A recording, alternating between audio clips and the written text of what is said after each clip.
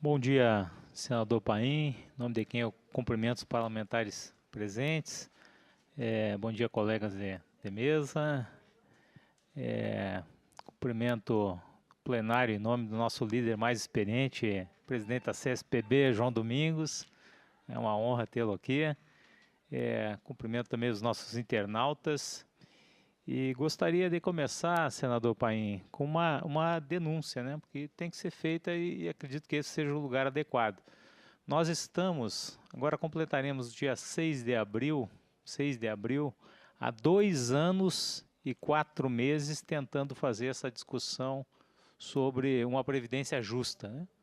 Não que sejamos contrários a priori a um ajuste no sistema de seguridade, até porque ajustes já aconteceram vários, né? Nós temos várias emendas constitucionais reformando a Previdência, né, desde o governo Fernando Henrique até agora. E depois desses 2 anos e 4 meses, né, discutindo com propriedade, nós trazemos aqui os dados, os números, né? Denunciamos, por exemplo, que não há cálculo atuarial nessa PEC 006 encaminhada pelo governo. E vários outros pontos.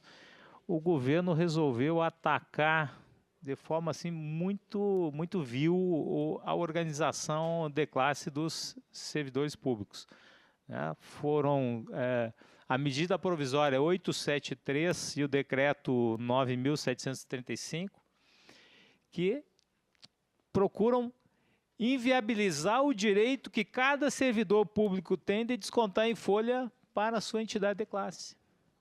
É uma represália clara, nítida, né? Brutal à nossa organização, à nossa mobilização, à nossa luta, não contra a reforma da Previdência, mas por uma Previdência digna, justa e que atenda às necessidades dos brasileiros. Estamos revertendo, felizmente, no Judiciário, certo? Mas fica um apelo aqui para, né, as duas casas legislativas para Pelo que que eu nós sei possamos até o momento, reverter essas tanto da área medidas. pública como os sindicatos da área privada, todas as ações foram vitoriosas, na linha que você está informando aqui. Então fica registrada a denúncia. E quero dizer também com muita tranquilidade por que o governo não vem, por que o governo não tem vindo para o debate em campo aberto, né? Porque se a reforma, se a PEC 287 já era ruim, e nós provamos que a PEC 287 era uma PEC ruim, essa agora é pior. Tanto é ruim essa e tanto é pior essa que agora alguns parlamentares falam em retomar a 287. Porque eles se deram conta que essa PEC ela não se sustenta. Eu vou dizer por que ela não se sustenta. Em primeiro lugar, ela não se sustenta porque o governo faz um discurso terrorista que o país está quebrado e que se não fizer a reforma, o mundo acabou. Pessoal, não é assim, não é assim. Eu não sou tão organizado quanto o pessoal para trazer, né, apresentações, mas eu extraí aqui o extrato do Caixa Único do Tesouro Nacional no Banco Central. Sabe quanto que o governo tem hoje, o país tem hoje no Caixa Único do Tesouro Nacional do Banco Central? 1 trilhão e 200 milhões. 1 trilhão e 200 bilhões. Está quebrado, o país está quebrado, né? Tem mais 360 bilhões de reservas em dólar, que dá mais 1 trilhão. Né? Se nós pegamos aqui o custo médio da dívida pública, custo de rolagem da dívida, nós temos hoje o menor custo médio de rolagem da dívida dos últimos 20 anos. Se o país estivesse quebrado, a especulação financeira não estaria aproveitando isso, extorquindo mais ainda o país. É claro que a gente pode baixar esse custo, mas ele já é o mais baixo em 20 anos e o país está quebrado. Então, assim, um país que está quebrado, ele paga quase 100 bilhões de lucros para os bancos, né, que foi o lucro que os bancos auferiram em 2018, sem contar das provisões. Ontem me disseram que fizeram provisões de mais 100 bilhões, ou seja, os lucros do banco chegaram a 200 bilhões em 2018. Se a gente considerar que se não fizessem a provisão, ela se reverteria como lucro. E o país está quebrado. Então esse é o primeiro ponto. O país né, apesar desse discurso alarmista que força uma reforma, né, força uma decisão assodada do parlamento, a gente tem que ir com mais calma. E quero responder também o senador Stevenson, dizendo assim, ó, que não há, eu desafio qualquer teórico do governo, qualquer economista, a provar que se fizer essa reforma, o país supera a sua crise econômico-fiscal. Por uma simples razão, modelos teóricos diferentes respondem diferentemente a diferentes situações. Então, se você aplicar um modelo teórico aqui, você chega a uma conclusão, outro modelo a outra conclusão. Agora, os fatos que a gente tem trazido aqui, né, por exemplo, esse que o Célio trouxe, de que boa parte dos municípios arrecada mais, né, com aposentadorias e pensões do que com a sua arrecadação própria, ou seja, recebe mais com aposentadorias e pensões com a sua arrecadação própria que com transferências do FPM, já mostra que não é bem assim. Aliás, pode ser o contrário. A gente pode fazer a reforma exatamente como o governo quer e nós podemos agravar a crise econômico-fiscal. Tá? Pode agravar. E eu quero dizer também, assim, tentar não ser repetitivo. Me permita só nesse agravar, me expliquem quem vai pagar a tal de transição que eles que vai ter de um regime para o outro. Alguns números que me passaram aqui em debate me falam em 600 bi.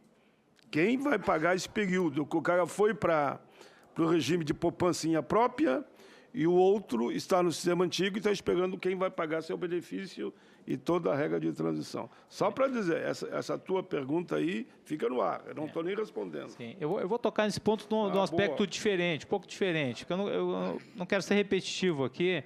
Eu vou falar de alguns pontos que já foram falados, mas vou abordar outros aspectos, né? Por exemplo, a desconstitucionalização, né? Que já foi mais do que visto que é a implosão do centro nevrálgico do nosso sistema de proteção social. Ou seja, tira da Constituição e seja o que Deus quiser.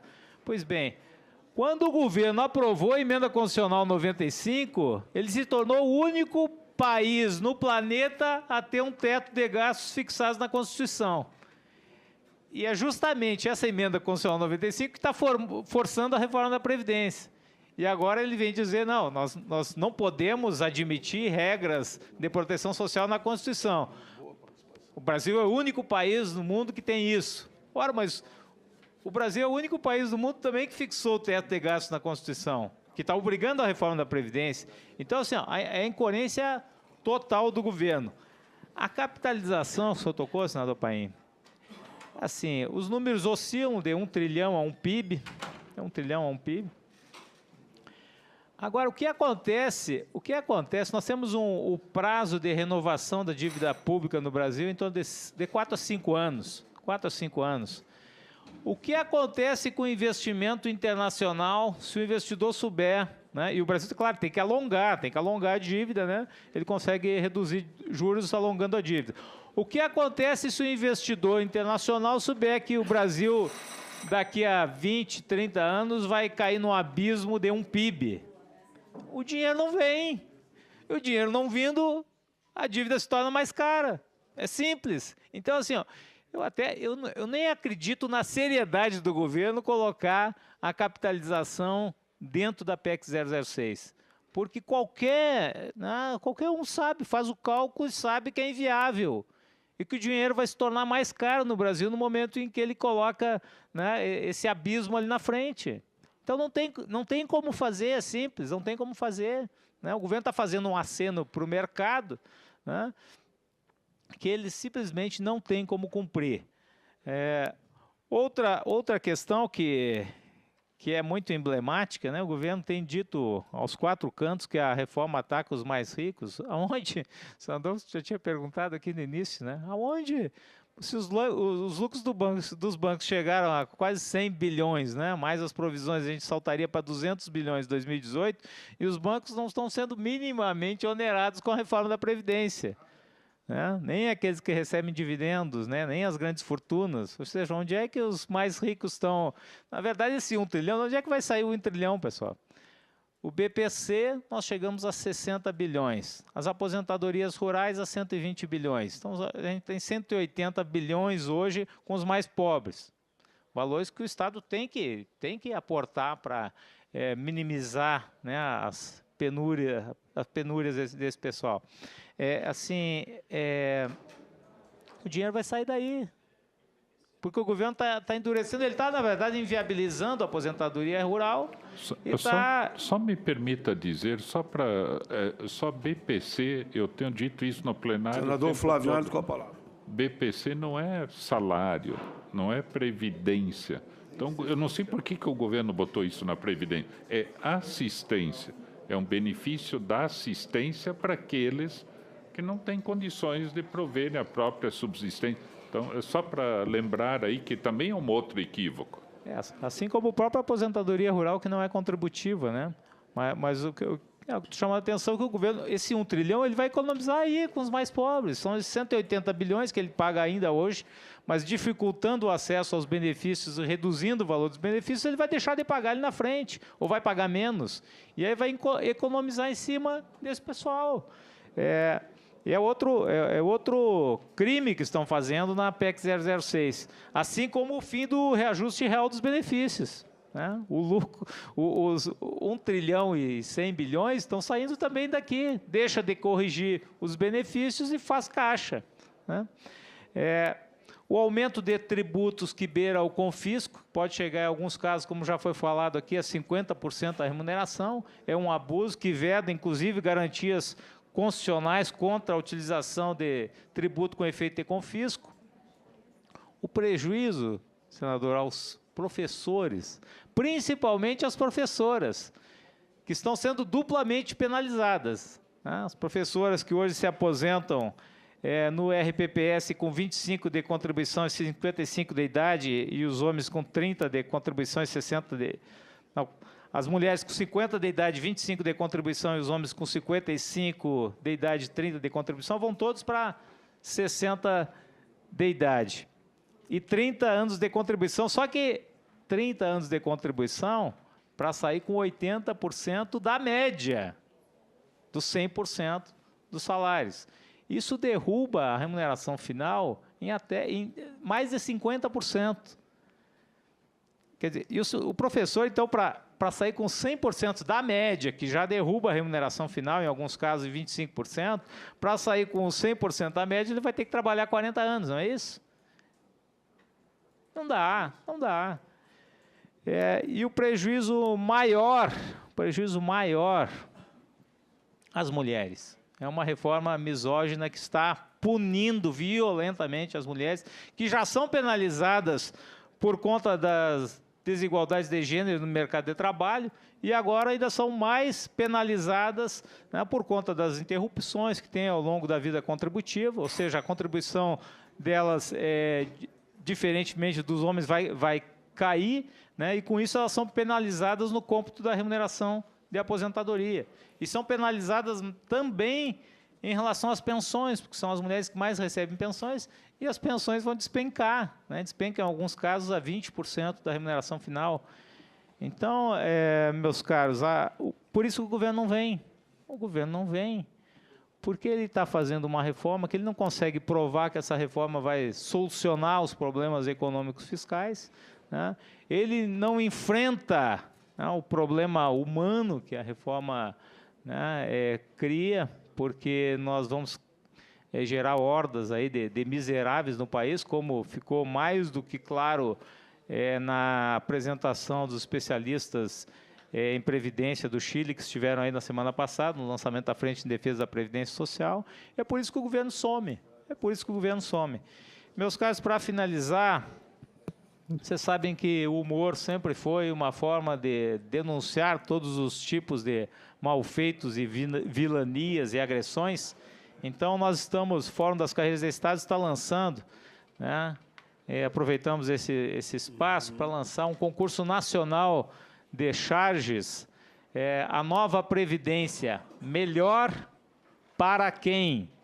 Inscrições estão abertas até dia 24 de abril, com premiações que vão de 8 mil primeiro lugar, 4 segundo e 2 o terceiro lugar. Todos estão convidados. Muito obrigado pela atenção.